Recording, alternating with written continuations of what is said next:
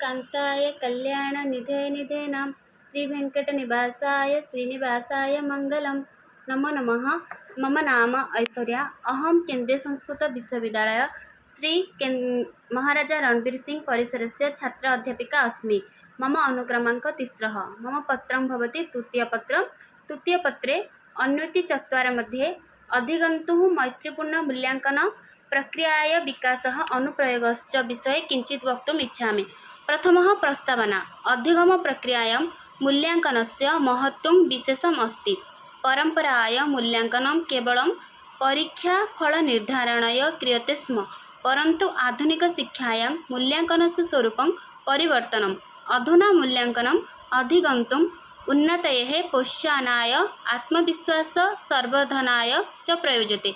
एषा प्रक्रिया मैत्रीपूर्ण मूल्याङ्कन प्रक्रिया च इति कथ्यते। मैत्रीपूर्ण मूल्याङ्कन प्रक्रियायाः अर्थः।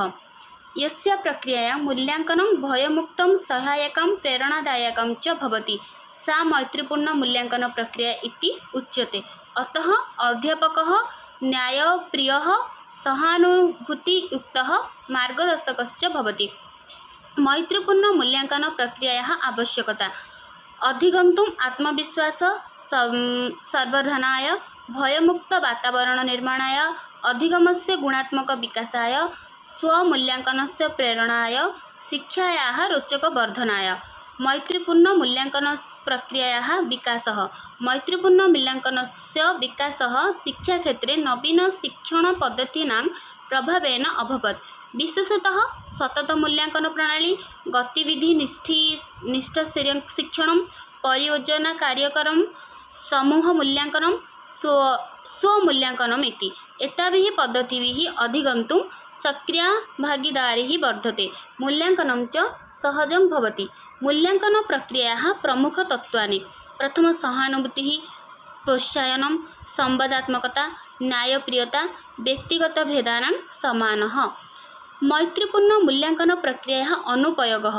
विद्यालये अस्याः प्रक्रियायाः अनुप्रयोगः निम्नप्रकारेण भवति।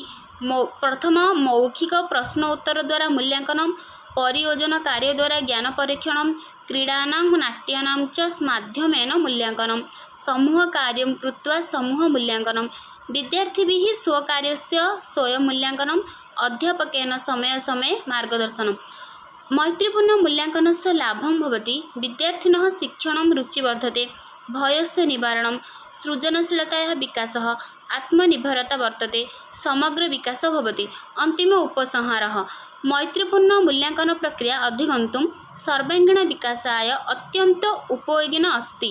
एषा प्रक्रिया शिक्षां सरलां, रोचकं, फलदायनं च करोति। अतः विद्यालयेषु अस्याः प्रक्रियायाः अवलम्बनम् अनिवार्यम् इति उक्त्वा अहं विरमामि।